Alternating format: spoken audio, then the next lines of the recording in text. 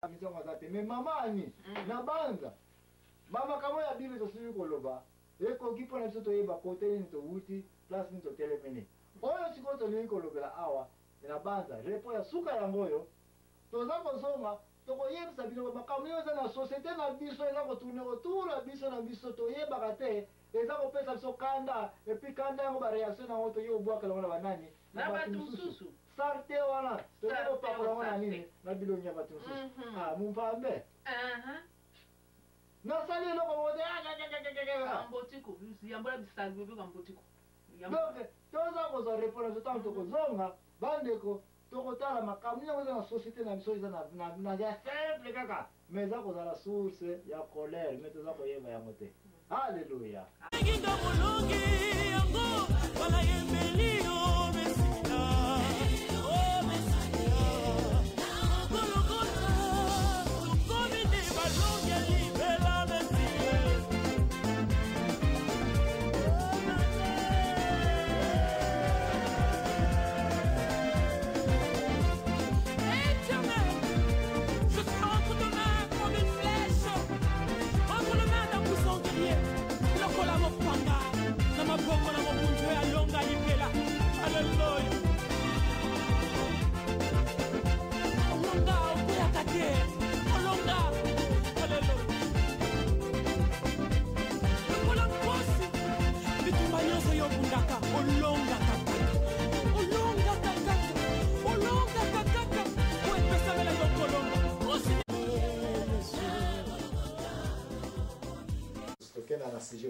Si je me souviens, on a Bible pour nous.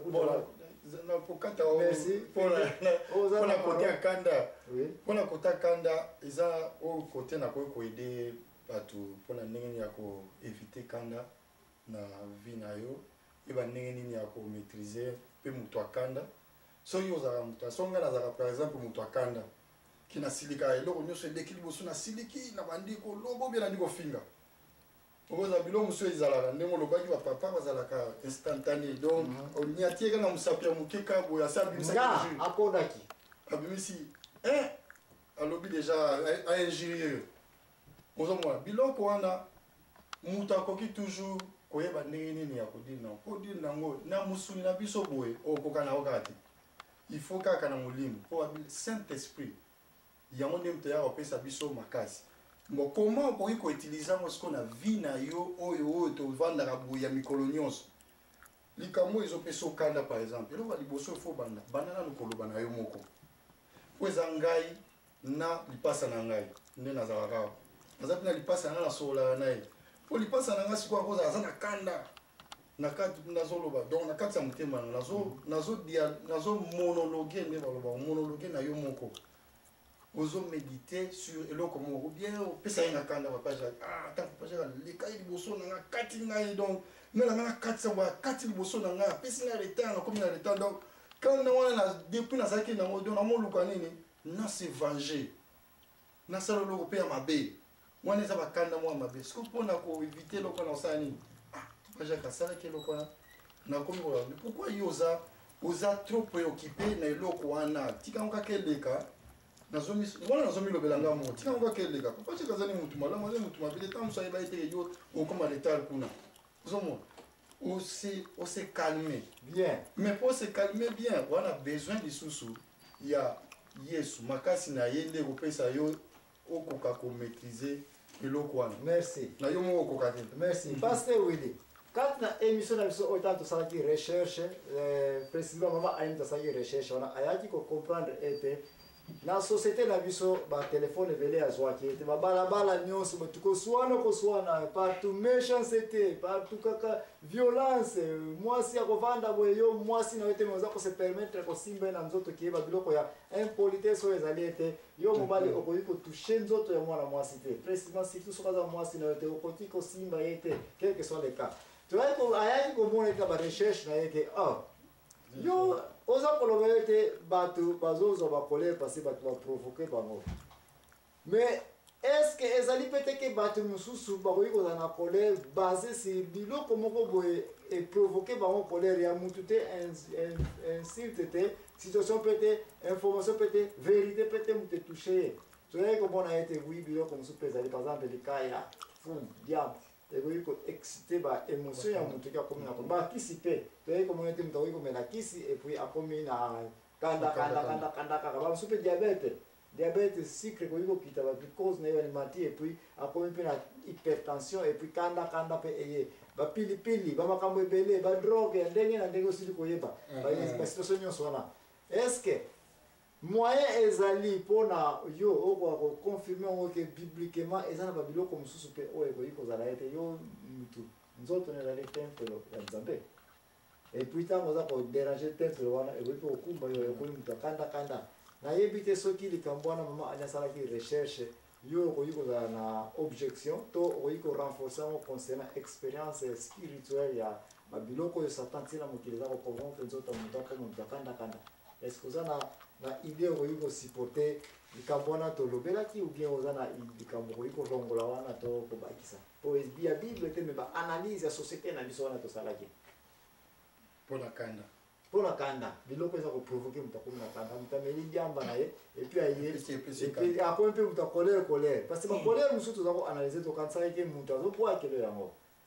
babeti mwana yo basali boye batouche personnalité na yo mais oyo yo moko réflexive mais bakanda mosusu ezali la plupart nalobi teke nyonso la plupart des kanda ezowuta na famille place ozalaka liboso soki neti mpona bamarie mosusu omona moto azalaki ne na kanda na ye depuis bomwana ta mosusu papa na ye apesa ye te nini nazo mpona kokopesa exemple na motu mosusu nayebi aza mpe moto ya famille nakokopesa exemple wana ke papa na ye azalaki na mbongo mingi apometaki eke na kosombele voiture mais ntango papa akufi promese ekoti mai mais mwana wana akomai na kanda moko donc ya kosakana te akomai donc eloko nyonso komela makaya akomomela makaya mpo nini akomi na dépression na désespoir nde kanda azwi déjà donc abebisi vie na ye kaka nini mpona kanda ya motuka oyo aprometaki mesalami te okaki kobosana yango me kanda ndemu te ebebiseli ye vie na ye biloko ya ndenge wana eza exemple 1 ya liboso misusu kanda eza mosusu eza bakanda mosusu ezoya mpona nini mosusu eza koya na bato oyo oza na bango bako bando pesa yo kanda lelo asali yo boye lobi asali yo boye lobi asali yo boye lobi asali yo même soko ozo pardonner eko bando pesa ko akanda ebando pesa ko akanda donc sikoyo quitte à toi sikoyo oyeba ndenge nini ya koyeba ndenge ya kobisa maîtriser kose maîtriser yo moko na nzoto ya biso ya musuni oyo okoka te. Oui, mais bino ba pasteur faut ya toujours na solution parce que ya wana na ba don spirituel qui non émission monsieur za koya na ba don spirituel on kuta ba bazaki ba prophète ba musu bazalaki ba te ba pasteur ba musu ba to pona exhortation kaka bino na groupe na bino ya ba pasteur te comment te vous allez on a pona boza ba guide ba leader boza la capable de répondre du moins dans la situation nyonso siko situation musu eko ko se kale wana o toza ko lukila o aider biso nzala ekabolaka na ndako mona nzala yebo nga bato bakomi colérique mpiaka ekabolaka koma bandako oyo ezali te to ndako nyonso ekoki kozala na richesse ekoki mpe kokende na vallée ya nini ya pauvreté na ntango oza kotraverse vallée ya molili ya pauvreté nzala pasi bozani ekoti na ndako respect mama na bana aza kopesa yo eza lisusu te respect wana baza kopesa eza lisusu te parce okomi incapable ya kopesa chopo n'est-ce pas sikoyo ndako ekoti yeke likolo ya nini ya bampiakasi ekoti na ndako koma yo papa okoki komaîtrise phase wana d'abord yo moko bino bapara epuis na libota ki bana baza kolanda koma moto akoki kovivre na ntango ya mpiaka sans ke colère na ye eza na manifeste ki akomi kaka oleika na balabala lenga kandeli ebimi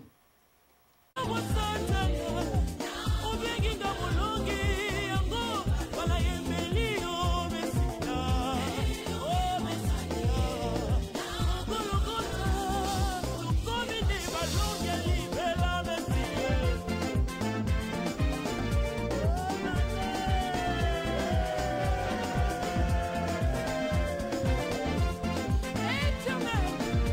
je centre ton âme comme une flèche.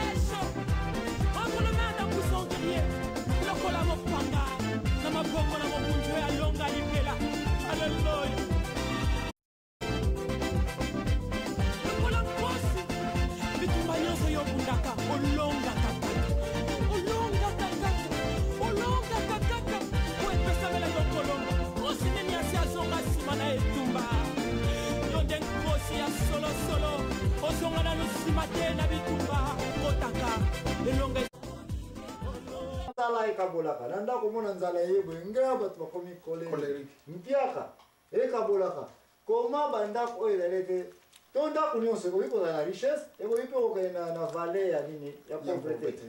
na ntango oza kotraverse vallée ya molili ya pauvreté nzala pasi bozani ekoti na ndako respect mama na bana aza kopesa yo eza lisusu te respect wana baza kopesa eza lisusu te parce que okomi incapable